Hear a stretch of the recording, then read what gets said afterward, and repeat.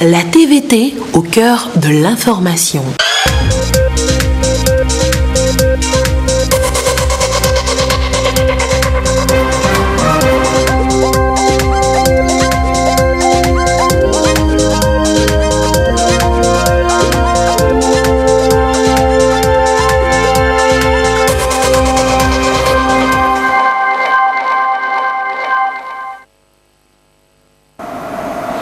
Heureux de vous savoir nombreux au rendez-vous du journal sur la télévision togolaise. Madame, Monsieur, bonsoir. Et voici les titres de cette édition. Quelle Afrique voulons-nous?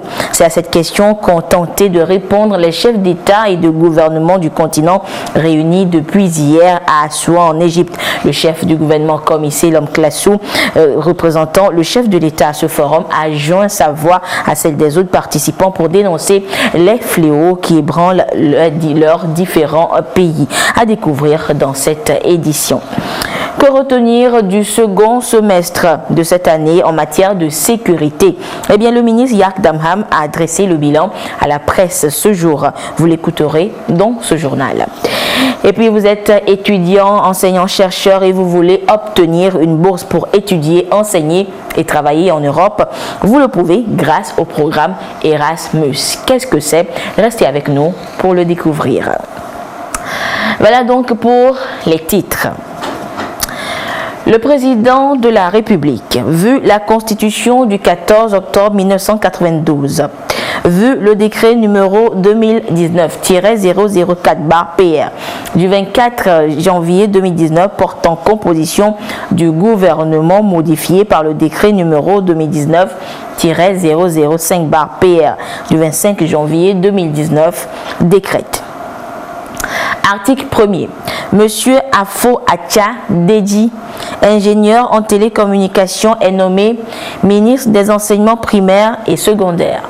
Article 2. Le présent décret sera publié au journal officiel de la République togolaise. Signé le président de la République, Faure Essozimna Nyazingbe. Les travaux du forum d'Assouan sur la sécurité en Afrique démarrés hier ont pris fin ce jeudi en Égypte. C'est le Premier ministre Komi Selam Klassou qui représente le chef de l'État à cette rencontre de haut niveau qui a pour thème l'Afrique que nous voulons. De quoi a-t-il été question? Adolphe Paca nous en dit plus.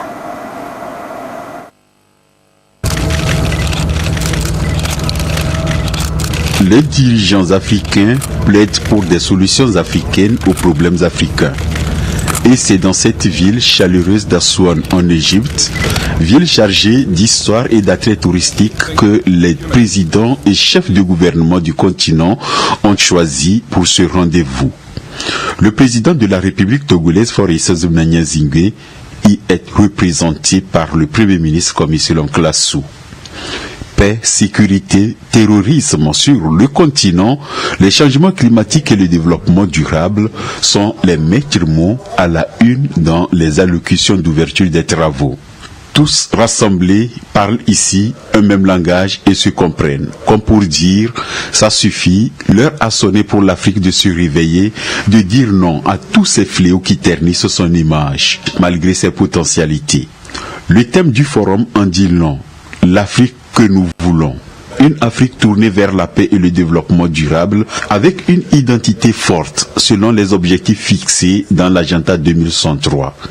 Le président égyptien Abdel Fattah al-Sisi, également président en exercice de l'Union africaine, a salué la mobilisation de tous autour de ce forum. Véritable rendez-vous pour renforcer l'architecture de paix dans les différents pays du continent.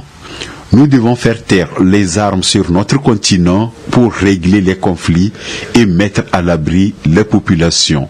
Et le meilleur moyen de le faire, c'est de trouver les causes de ces conflits et les empêcher, a-t-il déclaré. Tous les intervenants, Idriss Déby Itno, président du Tchad, Muhammadu Buhari du Nigeria et Moussa Faki Mahamat, président de la Commission de l'Union africaine, pointent du doigt le terrorisme qui menace le Sahel avec d'innombrables conséquences sur les populations. Il urge de mettre en place une bonne coordination avec le soutien de tous les États africains pour le combattre. Et dans cette lutte commune, Abdel Fattah al-Sisi propose la prise en compte des femmes et des jeunes dans les politiques publiques. Il faut donner la place à la femme dans la société, a-t-il plaidé au cours du panel de haut niveau animé par les chefs d'État présents. Ils ont tous salué l'initiative égyptienne avant de faire un lien entre la sécurité et le développement, l'un ne pouvant exister sans l'autre. Il ne peut pas y avoir de développement inclusif sans la paix et la sécurité. Et malheureusement, les nombreux foyers de tension que l'on dénombre sur le continent africain montrent à suffisance que les pays africains doivent mutualiser leurs efforts. Parce qu'aucun pays individuellement ne pourra vaincre ces menaces, à savoir les terroristes qui ne cherchent qu'à semer de la zizanie, le désordre, l'insécurité.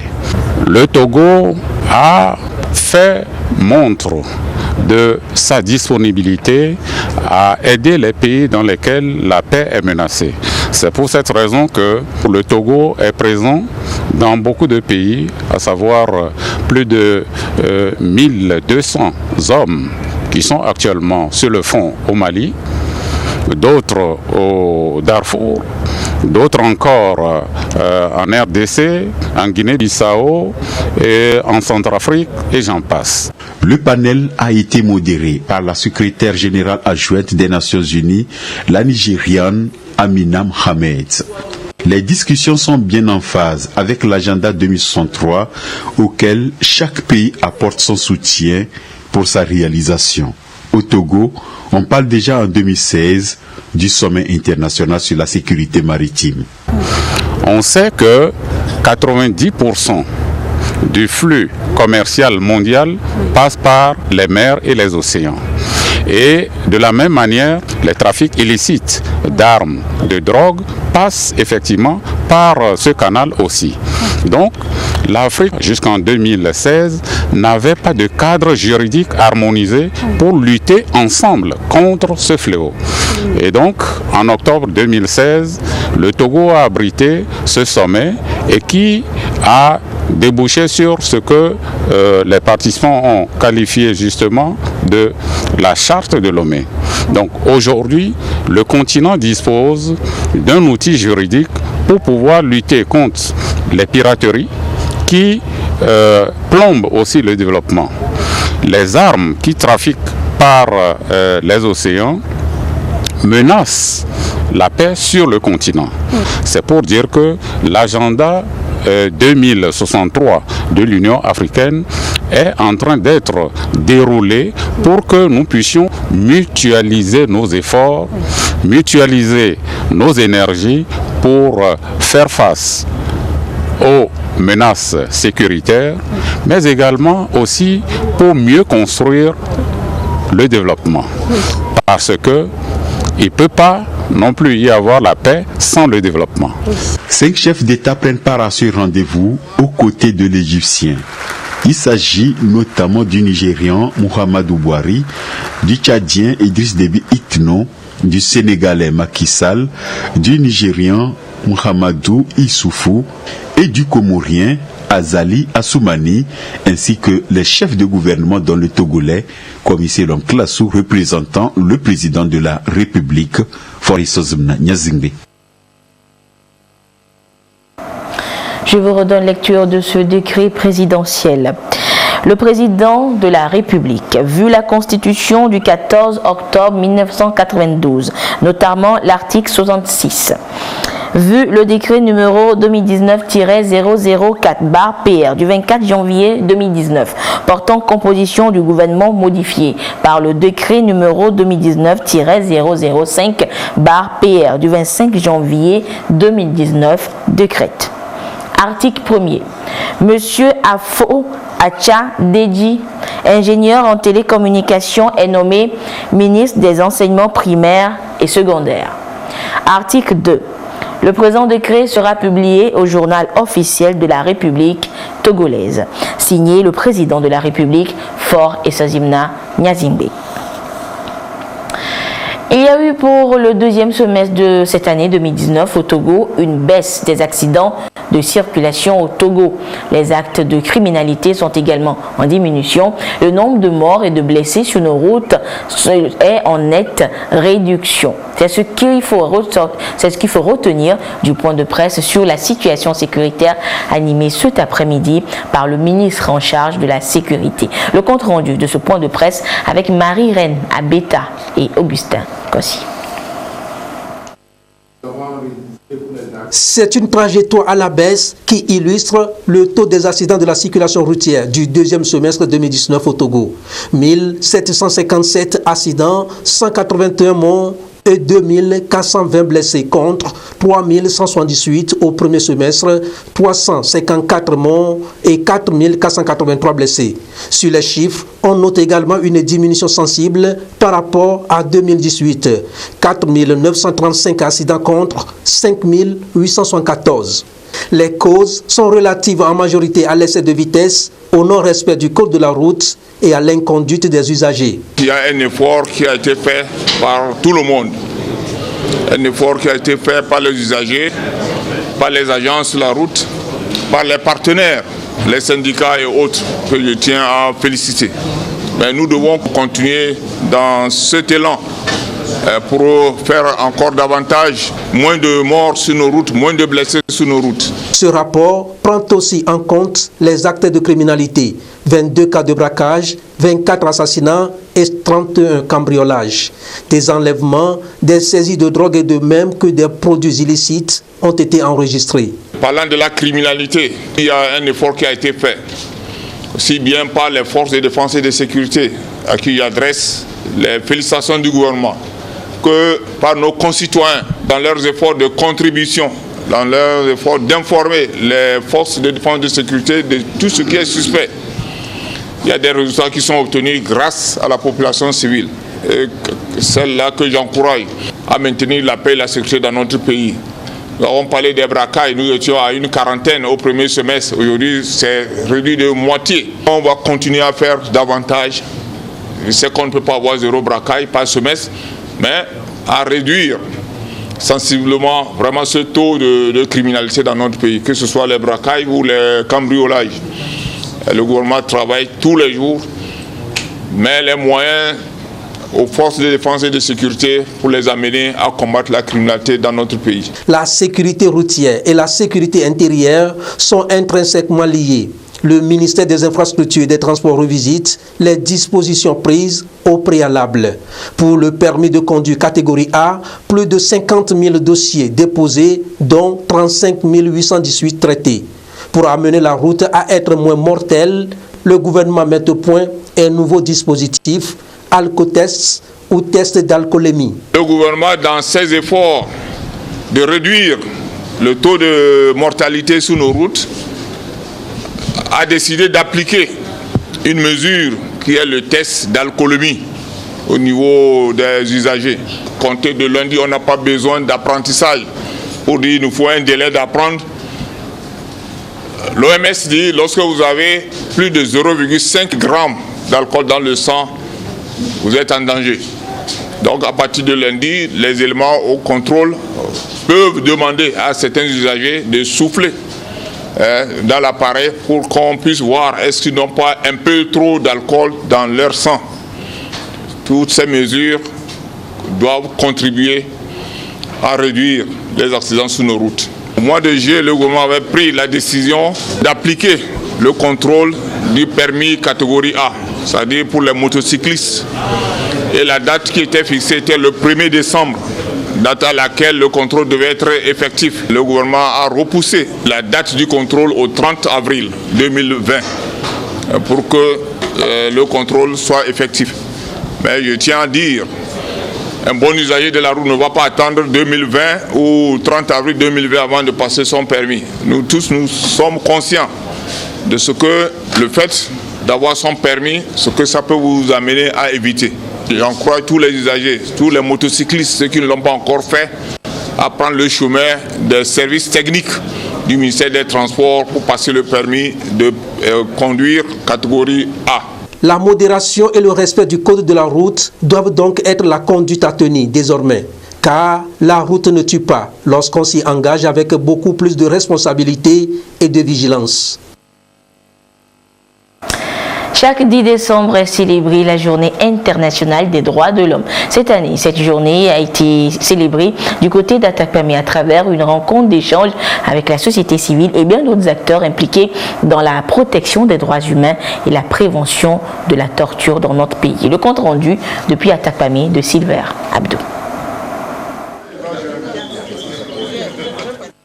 Le mécanisme national de prévention de la torture, outil très important, a permis au Togo de faire un pas en avant dans la lutte contre les différentes formes de traitement inhumain et dégradant partagé avec ces différents acteurs pour leur implication effective dans la mise en œuvre de cet outil du gouvernement togolais.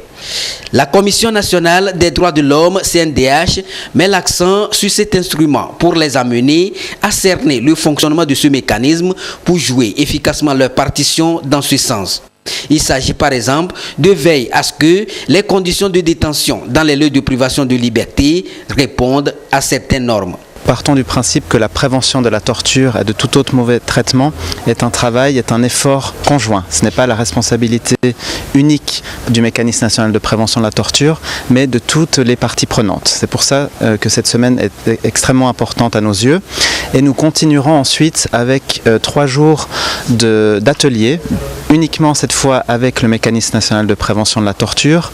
Et durant ces 3 jours, nous allons étudier ensemble la manière, la méthodologie pour réaliser des visites dans des lieux de privation de liberté à des fins de prévenir toute forme d'abus. La formation de ces acteurs sur cet instrument rentre dans le contexte de la célébration de la Journée internationale des droits de l'homme observée chaque 10 décembre.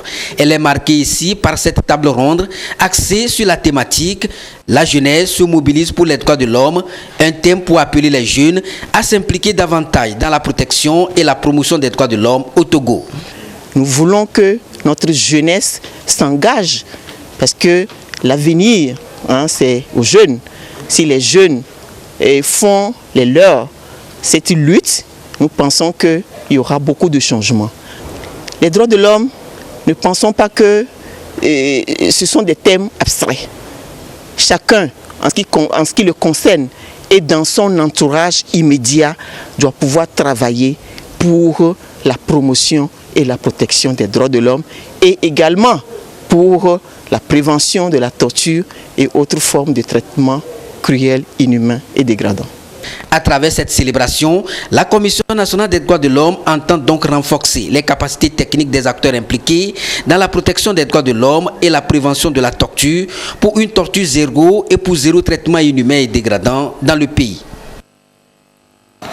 Et toujours pour cette journée, dans le cadre de cette journée internationale des droits de l'homme, les élèves des lycées modernes et techniques de Tchaoudjo ont été justement sensibilisés sur les notions de tolérance, égalité et paix.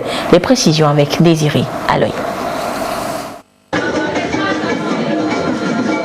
Des élèves, la relève de demain, adultes appelés à construire leur communauté, donc de leur pays. L'on veut d'eux des citoyens engagés. La tolérance, l'acceptation de l'autre, l'appréciation mutuelle des richesses culturelles, entre autres valeurs, des impératifs à cultiver pour consolider la paix et le vivre ensemble. Le ministère en charge des droits de l'homme échange avec ses élèves apprenants des lycées modernes et techniques de Tchaoudjo.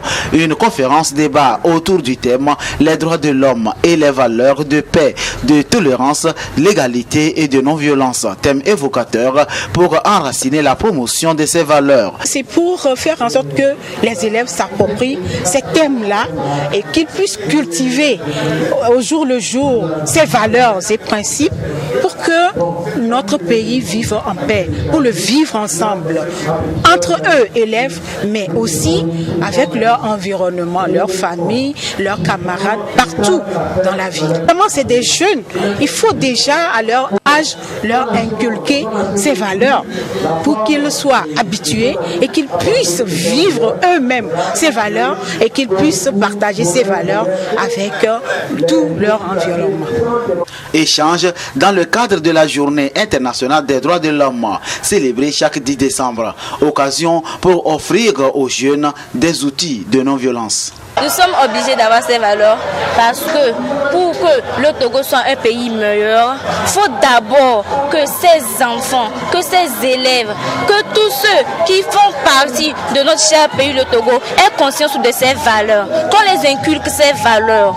Parce que, comme vous le dites si bien, nous sommes la relève de demain et tout doit commencer par nous. Je pense que je vais sensibiliser mes amis à d'abord se maîtriser bien les choses avant de prendre une quelconque décision pour ne pas se trouver dans l'erreur et regretter. 200 élèves de Tchaoudjo au rendez-vous deviendront des pères éducateurs appelés à sensibiliser, canaliser leurs camarades, bref les populations sur les valeurs de paix, de non-violence, des fondamentaux de cohésion, le vivre ensemble pour un développement réussi. C'est un système qui permet aux étudiants et aux enseignants-chercheurs d'obtenir des bourses pour étudier, enseigner et travailler en Europe et à l'étranger. Il s'agit du programme Erasmus+ de l'Union européenne qui a été présenté au monde universitaire de Lomé hier. Les détails avec Issaka Aruna et Medina Macha Salami. Enseignants, chercheurs et étudiants de l'Université de Lomé découvrent mieux le programme Erasmus+ de l'Union européenne. Il offre depuis 6 ans déjà la possibilité aux étudiants et universitaires de poursuivre leurs études en Europe et à l'étranger. Conférences, débats, échanges B2B ont meublé cette première journée porte ouverte qui dévoile tout sur Erasmus+. L'université avait déjà mis en place un certain nombre de stratégies. Dans le programme Erasmus, nous pouvons assurer ce que nous appelons la mobilité des étudiants vers ces universités partenaires. Donc il revient à la coopération maintenant d'établir et de rédiger ces coopérations, les faire signer pour faire bénéficier les structures de recherche de l'Université de Lomé. Ce n'est que comme ça que nous pouvons renforcer la capacité en termes scientifiques à l'Université de Lomé. Ce programme a été d'un grand intérêt, tant sur le plan académique que sur le plan personnel. Ma thèse de doctorat commande une approche comparative avec certains espaces d'intégration. Et j'ai été amené à faire des recherches. J'ai aussi participé à des séminaires, à des manifestations scientifiques en général, histoire d'étoffer ma connaissance sur la discipline dans laquelle j'aimerais devenir expert. Depuis 2014, une trentaine de Togolais a bénéficié de ce programme. Erasmus+, c'est également des opportunités de partenariat et d'appui pour accompagner les universités dans leur quête de performance. Si vous voulez être performant en tant qu'enseignant-chercheur, vous devez vous cultiver. Vous devez apprendre au quotidien. Vous devez faire de la recherche. Aller à l'international nous permet surtout de bénéficier des plateaux techniques. Donc faire des analyses, faire de la bibliographie pour étoffer nos travaux de recherche. Pour ce qui concerne les étudiants, c'est pareil. C'est pour ça que ce programme concerne soit les masters qui font déjà de la recherche, soit les doctorants qui sont aussi dans le niveau recherche. À l'occasion de cette journée, l'espace Carrefour de l'Europe, symbole de l'attachement de partage des universités publiques togolaises et de l'Union européenne pour le savoir, a été inauguré sur le campus de Lomé. Et les professionnels des médias sont eux formés sur la lutte contre les violences basées sur le genre. Un phénomène qui prend de l'ampleur et a un impact négatif sur le développement social. Et c'est une formation organisée par le groupe de réflexion et d'action Femmes, Démocratie et Développement GF2D avec pour objectif de créer un réseau de journalistes capables de permettre de rompre le silence autour de la question. Solange Amandé Kwasiglé, Abidé Nyazingbe pour les précisions. Les violences basées sur le genre, un phénomène de plus en plus récurrent. Pour le dénoncer, le sujet semble être un tabou et complexe dans la société. Mais l'évidence est là et ces violences se traduisent sous plusieurs formes à des degrés différents. Pour ce faire, les professionnels des médias s'engagent contre ces violences basées sur le genre. Une initiative du groupe de réflexion et d'action Femmes, Démocratie et Développement GF2D vise à impliquer davantage les journalistes dans la lutte afin de rompre le silence autour de questions et mener les actions concrètes en vue de son éradication. Aujourd'hui, dans notre pays, nous constatons qu'il y a une recrudescence des violences, surtout les violences sexuelles, le viol, l'inceste et autres. Et cette année, la campagne de lutte contre les violences faites aux femmes et aux filles s'est donnée également pour thème de lutter contre le viol. Nous nous disons que l'un des facteurs qui amène cette recrudescence de ces violences-là, c'est aussi le silence que gardent les victimes ou bien les survivantes autour de ce fléau. Donc il est vraiment important que nous accompagnions les survivantes et les victimes à pouvoir briser le silence, à pouvoir parler et à amener à une prise de conscience des conséquences néfastes qu'ont les violences sexuelles sur les femmes et les filles et sur notre société d'une manière générale. Donc nous nous disons que les médias constituent un vecteur important pour nous permettre de véhiculer ce message, de pouvoir faire ce travail de sensibilisation, accentuer, renforcer la sensibilisation et porter un message clé, les messages clés à l'attention du public d'une manière générale. Le GF2D, à travers cette session, entend mettre en place un réseau de professionnels de médias engagés pour poursuivre la sensibilisation et servir d'éveil des consciences. Cette rencontre s'inscrit dans le cadre des 16 jours d'activisme contre les violences faites aux femmes. Lancement ce jeudi à Lomé du processus d'actualisation de la politique nationale des sports et de celle de la formation civique et de l'éducation à la citoyenneté. Une rélecture qui va permettre d'adapter ces deux politiques aux réalités de l'heure dans les deux secteurs et surtout au PND, le plan national de développement. Le compte rendu avec Luc Assis.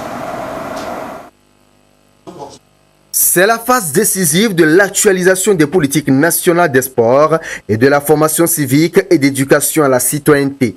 Élaborées respectivement en 2011 et en 2014, ces deux politiques vont être relues.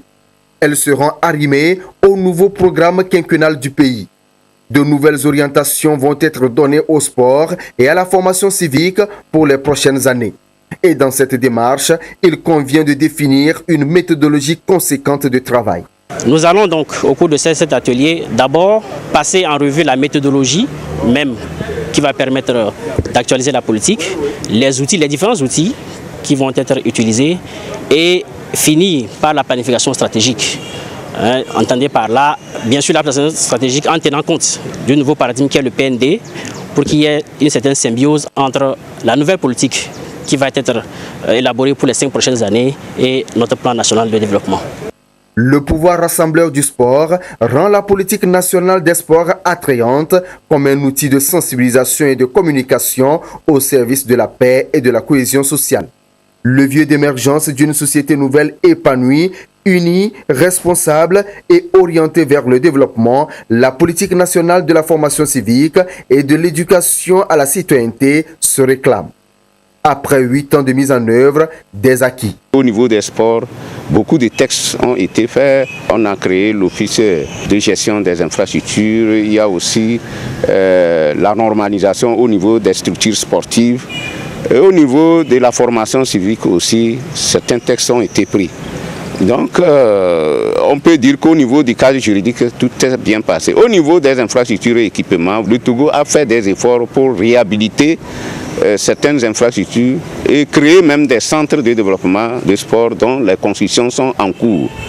Il y a aussi beaucoup d'infrastructures qui ont été revues et des études qui ont été menées pour la construction des stades au niveau régional, au niveau préfectoral. Un schéma de construction des infrastructures a été fait.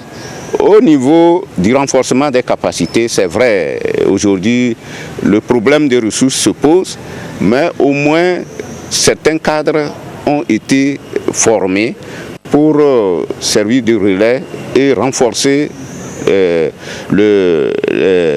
l'activisme au niveau des services. La relecture de ces deux politiques s'impose avec les nouvelles donnes. Représentant son ministre de tutelle, le secrétaire général du ministère en charge des sports et de la formation civique a relevé l'importance que revêtent ces deux politiques dans le développement socio-économique du Togo.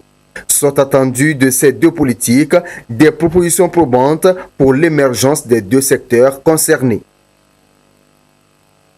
Les pays de la façade atlantique africaine F2A sont réunis à Lomé. Ils procèdent au lancement du projet 111 relatif au transport plus sûr des marchandises dangereuses par voie, par route ou par voie ferrée. L'objectif est de doter les pays membres du F2A d'une réglementation relative au transport de ces marchandises hautement dangereuses, donc à manipuler avec une extrême précaution. Quelles sont d'ailleurs ces marchandises? Marie-Réna Beta et Honoré Modjro nous les font découvrir.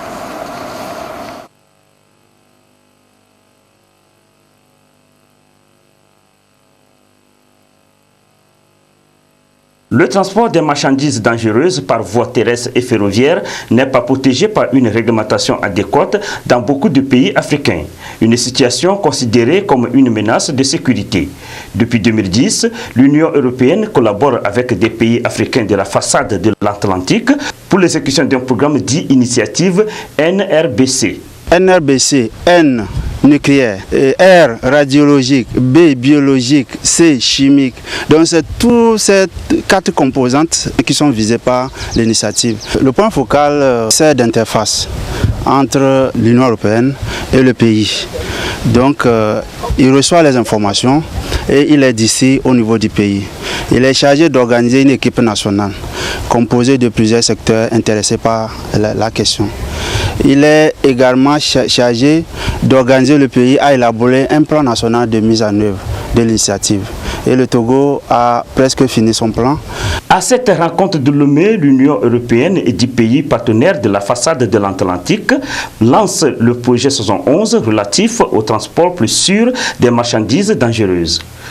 Le dit projet qui vise à prévenir des risques nucléaires, radioactifs, biologiques et chimiques s'articule autour de 3 composantes. Il y a plusieurs axes d'amélioration, plusieurs objectifs. Pour le Togo, ce sera donc dans une première étape de regarder la réglementation et puis de faire des propositions pour des projets de texte futurs qui viseront à poser un cadre qui permettra d'améliorer la situation pour le transport de marchandises dangereuses. Ça, c'est le premier axe. Le deuxième axe, c'est un ensemble de formations destinées à des opérationnels. Donc bien évidemment, ça va d'expéditeurs aux destinataires, aux chauffeurs. Le deuxième axe, ce sont des formations. Le troisième objectif, c'est l'amélioration en cas de réponse d'un accident. Et lorsqu'il y a des accidents qui surviennent, il faut avoir une autre approche que lorsqu'il y a un simple accident de la route. Au terme de ce projet, les pays de la façade de l'Atlantique vont élaborer un code à l'instar des codes IMDG et IATA qui réglementent le transport des marchandises dangereuses par voie aérienne et maritime. Selon le directeur de l'environnement, les objectifs assignés au projet 111 constituent un soubassement à l'axe 1 du PND qui veut faire du Togo un hub logistique et un centre d'affaires dans la sous-région. La forme juridique pour une entreprise, c'est sur ce thème qu'ont été entretenus les jeunes patrons d'entreprise. Et c'était hier au mercredi de l'entrepreneur. Le compte rendu avec Sandra Adiagbe. Quelle forme juridique pour une entreprise ou quel statut pour une future entreprise? Une question à laquelle bon nombre de porteurs de projets n'accordent pas d'importance. Ce dernier mercredi de l'entrepreneur de l'année s'attelle à leur dire pourquoi ce choix est important et quelles sont ses incidences sur la vie de l'entreprise.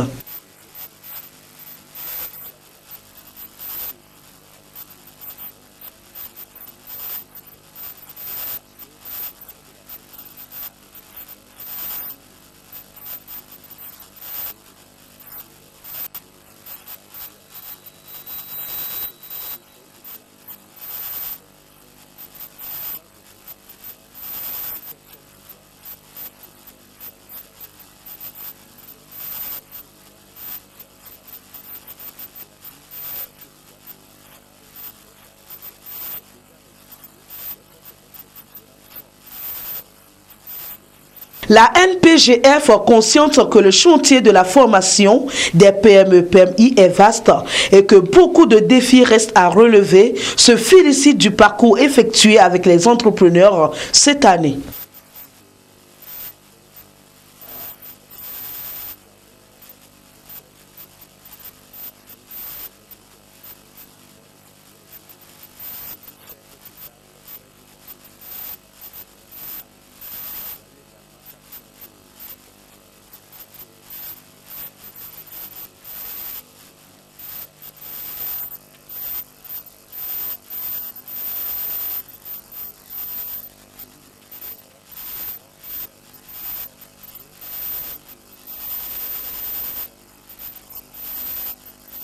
Les formations approfondies du mercredi de l'entrepreneur dénommé Training Days, un rendez-vous du donner et du recevoir, est un cadre conçu par l'agence de promotion et de garantie de financement des petites et moyennes entreprises pour renforcer les capacités techniques des chefs et cadres d'entreprise. Et nous ouvrons à présent la page des sports de ce jeudi avec notre ami de tous les jeudis, Jean, Kofi et Dédi. Jean, bonsoir. Bonsoir, Anita. Le premier sujet de cette page des sports, Jean, nous amène directement à Dapaon, où le mouvement des jeunes pour unir a organisé un gala de football. Oui, ce gala qui a eu lieu dimanche 8 décembre dernier marque le deuxième anniversaire du MJ. 4 équipes y ont pris part. C'était sur le terrain du CG et Dapaon devant Tazna Baga.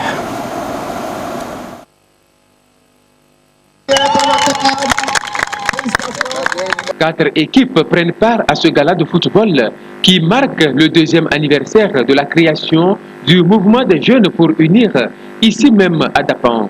Et comme le dit si bien l'adage, aux âmes bien nées, la valeur n'attend point le nombre des années.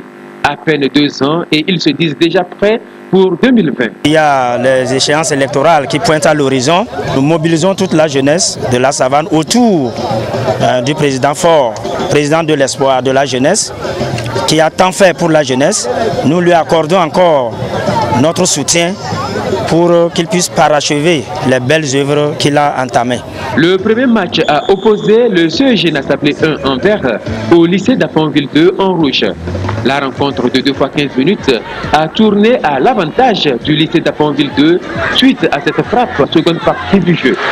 1-0, score final. En deuxième rencontre, le CEG Nassablé 2 en jaune croise les crampons avec les leaders du collège protestant en rose.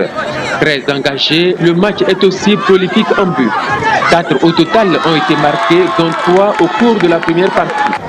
Les leaders ayant totalisé 3 réalisations sont donc les vainqueurs de la rencontre. La finale qui a suivi a opposé le lycée d'Aponville 2 en vert au leader du collège protestant en rose. Le match s'est soldé par un score vierge de 0 but partout. Les deux équipes se sont donc départagées au tir au but. 5 réussis pour les leaders contre 4 pour les lycéens. Nous sommes très contents d'avoir participé au tournant pour les jeunes et nous remercions le président des jeunes de nous avoir organisé ce tournant. Nous soutenons le président des jeunes qui est fort, qui est au pouvoir, car il est jeune, il est notre espoir de demain. Nous lui remercions pour ça et puis qu'il continue à faire des merveilles. La jeunesse du mouvement des jeunes unir a commencé à ratisser le terrain depuis ces 2 ans et nous sommes déjà prêts pour gagner les échéances qui doivent arriver incessamment et nous sommes confiants que notre candidat Fort et Zimna Nyasingbe sera encore plébiscité par le peuple togolais en 2020. Toutes les équipes ont été gratifiées d'une enveloppe. Les leaders vainqueurs du gala sont repartis avec le trophée mis en jeu. Et Jean, après Dapaon, parlons maintenant, évoquons maintenant le championnat national de première division qui sera à sa 9e journée ce week-end. Justement, pour cette 9e journée, il faut retenir que le leader Eudisport se déplace à Zola pour défier Boglesu local, tandis que le début de la capitale va opposer l'AS OTR au dynamique togolais. Pour le calendrier complet, à Flim Johnson.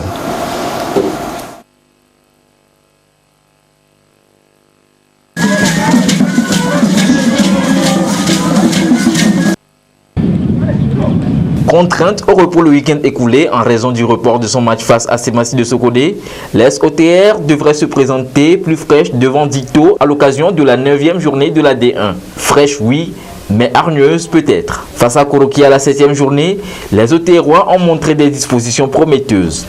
Une belle forme qu'il faudra confirmer au moment d'affronter le club militaire. Ditois les yeux rouges, après avoir été renversé sur ses bases par Unisport de Sokodé précédemment. À la recherche de solutions à leurs soucis, les robots rouges de l'état-major des FAS pourraient sonner la charge à partir de ce derby de la capitale. Ifouadia Datakwame, 11e de son côté, monte vers le centre du Togo, Sokodé, pour une mission risquée face à Semassi. Si le club de Logou a pu sortir de la zone dangereuse du classement à l'issue de la 8e journée, son adversaire semble avoir perdu ses armes. Les guerriers de Tchaoudjo tiennent la queue du peloton. Il y a urgence de victoire pour l'une ou l'autre équipe. De quoi ajouter un grain de mordant à ce duel. L'équipe dont le cas préoccupe nombre de passionnés du football togolais actuellement, c'est Gomido de Palimé. Les Showboys n'ont pris qu'un petit point lors des 6 dernières journées. Le nouveau staff technique patronné par Oyaole Djima doit faire ses preuves et dès ce dimanche à Karan en mettant en difficulté Asko. Il va sans dire que Gomido doit afficher un visage très différent de celui qu'il a depuis la 4e journée, sachant qu'Asko, qui est revenu de très loin pour se hisser à la 3e place, voudra rassurer ses supporters. C'est donc aux Showboys du Grand Cloto de déjouer les pronostics. Les bords du littoral seront l'épicentre de la lutte de leadership entre l'invincible premier Unisport de Sokodé et le 3e Bolo Soudanero. Entre un maître des lieux intraitable chez lui et un visiteur audacieux, tout pronostic serait osé. Tout aussi incertain s'annonce le verdict de l'explication entre Malanta de Fiokbo, 7e, 11 points, et l'SCK, 5e, 12 unités. Deux équipes qui remontent progressivement la pente. Outre ces rencontres, 2 autres ont lieu toujours ce dimanche. Sarah FC à Estogoport à Bafilo et Koroki Ange du côté de Tchamba. Et Jean, pour terminer, le Centre Olympa Africa de Lomé abrite depuis mardi une session de formation à l'intention des entraîneurs de lutte codifiée niveau 1. Effectivement, Anita, et ses entraîneurs, au terme de la formation prévue ce 14 décembre, seront dotés de nouvelles connaissances qui leur serviront à relever le niveau des athlètes. Sergi Raimondo était à la cérémonie d'ouverture. Suivons son compte rendu. Le Togo renforce la capacité des entraîneurs de lutte codifiée. 5 jours durant, ces entraîneurs du niveau 1 vont maîtriser les nouvelles règles en matière de lutte olympique dans le but d'accroître les performances des lutteurs dans les arènes. Une valeur ajoutée pour les bénéficiaires afin de promouvoir la lutte codifiée au Togo. Ça me permettra d'agrandir mes connaissances aussi, d'élargir mes connaissances en matière de lutte olympique. Parce que j'ai beaucoup de diplômes en lutte africaine traditionnelle, mais en lutte olympique, j'ai seulement fait le stage en décembre passé à Niamey. Maintenant, ce que l'expert vient pour faire ici, ça me permettra aussi d'élargir mes connaissances en lutte olympique et en même temps donner aussi des orientations aux entraîneurs qui sont en train d'être formés. Et c'est à lui, Vincent Aka, expert international en lutte olympique, que revient la tâche de doter ses récipiendaires de bonnes pratiques professionnelles. Son objectif, permettre aux entraîneurs togolais de disposer de bases solides pour mieux encadrer à leur tour les athlètes. Aujourd'hui, ce qui est important, c'est que les athlètes se qualifient pour les Jeux olympiques. Durant la formation, nous allons voir une partie théorique qui parlera de tout ce qui est en rapport avec les relations avec les parents, comment est-ce qu'on gère aussi la gestion du poids chez l'athlète, comment est-ce qu'on transporte aussi l'aspect technique, comment est-ce qu'on arrive dans la carrière d'un athlète, comment est-ce qu'on programme sa formation. Et tous ces aspects-là seront évoqués de façon théorique et ce qui sera plus important, c'est quand même le terrain. C'est qu'en termes de lutte, il faut qu'ils pratiquent la lutte olympique. Cette formation a été rendue possible grâce à la Fédération togolaise de lutte et ses partenaires. Cette formation a pour but de faire développer nos athlètes. Et qui parle d'athlètes parle d'abord d'entraîneurs. Nous sommes ici, c'est une nouvelle formation, la lutte olympique. Vous allez voir que c'est du nouveau chez nous ici, alors que c'est le sport qui est officiellement reconnu dans d'autres pays. Cette formation est venue pour aider la lutte togolaise, pour que demain, qu'on puisse faire sortir des athlètes pour les Jeux olympiques. La lutte est une discipline sportive à main nue au cours de laquelle les adversaires se mesurent au corps à corps. Elle obéit à des règles particulières selon les différents styles et nécessite de la technique, la force et l'endurance. Et j'ai une dernière information. Très chers télésportifs, le rendez-vous de samedi pour sport et détente à partir de 13h40.